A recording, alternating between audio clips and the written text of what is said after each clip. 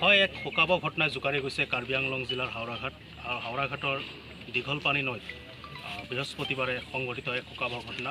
ৰাজ্যত বানপানীয়ে সংহাৰ ৰূপ ধাৰণ কৰাৰ সময়তে কাৰ্বি আংলং জিলাৰ হাওৰাঘাটতো ফেনে ফুটুকাৰে বাঢ়ি উঠা দীঘলপানী নৈত এজন যুৱকৰ সলিল সমাধি হয়। আৰু প্ৰথমে সেই যুৱকজনৰ সৈতে থকা তেখেতৰ বন্ধু এজনৰ পৰা আমি জানি ল'ম ঘটনাটো কিদৰে সংঘটিত হৈছে, কি হৈছিল, কালি কেনেকৈ হৈছিল। আমি হাতীপাৰা দেখি অলপমান জান হৈছে, তাত চেপা চাব গৈছিলোঁ। তাত চেপা চাই আহোঁতে সিও কৈছে, তাৰপিছত কৈছে নদী যাম বৰ গৈছে। তাৰপিছত আমি নাযাওঁ নদীত যাম কৰাৰ কাৰণে আহি গ'লোঁ। তাৰপিছত আহি কৰি সি পিছে আমি নদী আহিছোঁ, তাত গাইছোঁ, তাত সাঁতুৰিব নাজানো বুলি কৈছে। তাৰপিছত বালিৰ ওচৰতে অলপ কিবাতে বামতে গা ধুৱাইছে। তাৰপিছত আমি অলপমান দহন ধুই আছিলোঁ। তাৰপিছত অলপমান দহন কৰি মাথাটো তলত কৰি হাত দুবাৰমান মাৰি তাৰপিছত মানুহটো নাইকিয়া হৈ গ'ল, হাতো নাই ভৰিও নাই। হয়, কাৰ্বি আংলং জিলাৰ তৰাডুবিৰ এজন যুৱক সম্পৰ্কীয় পেহীয়েকৰ ঘৰলৈ আহিছিল বৃহস্পতিবাৰে, আৰু বৃহস্পতিবাৰে সংঘটিত হয় এই অঘটন। ইতিমধ্যে গোলাঘাটৰ পৰা অহা SDRF বাহিনীয়ে অভিযান আৰম্ভ কৰিছে যুৱকজনৰ সন্ধানত। আমি এই দৃশ্য দেখুৱাবলৈ যত্ন কৰিছোঁ। ইতিমধ্যে যি SDRF বাহিনী আছে তেওঁলোক নামি পৰিছে এই অভিযানত।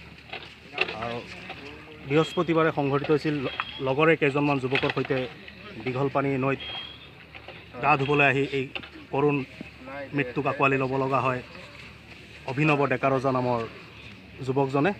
আৰু ইতিমধ্যে আমি আমাৰ দৰ্শকসকলক জনাইছোঁ যে কাৰ্বি আংলং জিলাৰ হাওৰাঘাটত সংঘটিত এই শোকাবহ ঘটনাই সমগ্ৰ অঞ্চলতে শোকৰ ছাপ পেলোৱাইছে। আমি এই সন্দৰ্ভত সমগ্ৰ পৰিৱেশ দেখুৱাবলৈ যত্ন কৰিছোঁ আপোনালোকক। ইতিমধ্যে SDRF বাহিনীয়ে আৰম্ভ কৰিছে তেওঁলোকৰ অভিযান, আৰু যি অভিনৱ ডেকাৰজাৰ সম্পৰ্কীয় যাৰ ঘৰত তেওঁ ফুৰিবলৈ আহিছিল তেখেতসকলৰ সৈতে আমি কথা পাতিব যত্ন কৰিম। আপুনি কি ক'ব গোটেই ঘটনাটো? তেওঁ বন্ধু দুজন 5-6জনৰ লগত আহিছিলে। তেওঁ সাঁতুৰিব নাজানে বোলে, হ'লেও বন্ধুসকলে সাঁতুৰি থকা দেখা পাই সাহসতে ডেকা ল'ৰা নামিল, আৰু ঠিক 12টা-এটাৰ ভিতৰতে ঘটনাটো হ'ল। তথাপিও আমি দুখিত এইটো কাৰণে যে আমাৰ অসমৰ বিভিন্ন জিলাত SDRF বাহিনী আছে, দুৰ্যোগ প্ৰশমন বাহিনী, আমাৰ কাৰ্বি আংলঙত নাই।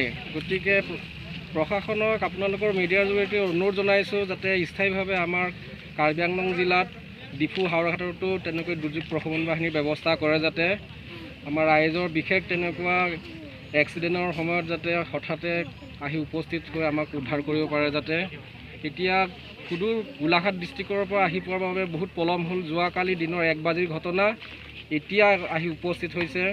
গতিকে আশা কৰোঁ সফল হৈ যাতে আমি শটো উদ্ধাৰ হৈ যায়, তাকে কামনা কৰোঁ। হ'লেও পুনৰবাৰ অনুৰোধ জনাইছোঁ আপোনালোকৰ যোগেদি যাতে আমাৰ কাৰ্বি আংলং জিলাতো স্থায়ীভাৱে এই SDRF বাহিনী ইয়াতে মোতায়েন কৰক, যাতে ৰাইজৰ সুবিধাৰ হকে। হয়, নিশ্চিতভাৱে এই প্ৰশ্ন বাৰম্বাৰ উত্থাপিত হৈছে যে কাৰ্বি আংলং জিলাত SDRF বাহিনী নথকাৰ ফলত কাৰ্বি আংলং জিলাত অজস্ৰ নদী থকা আমি পৰিলক্ষিত হৈছে। বিগত সময়তো এনেধৰণৰ দুৰ্ঘটনাসমূহ সংঘটিত হৈছে। তাৰ পিছতো কেতিয়াবা হোজাইৰ পৰা, কেতিয়াবা ডবকাৰ পৰা, কেতিয়াবা গোলাঘাটৰ পৰা এইদৰে SDRF বাহিনী আনিব লগা হয়। কিন্তু এই ক্ষেত্ৰত কাৰ্বি আংলং জিলা প্ৰশাসনে আজিকো প্ৰতি কোনো ধৰণৰ যোগাত্মক পদক্ষেপ গ্ৰহণ কৰা পৰিলক্ষিত নহ'ল।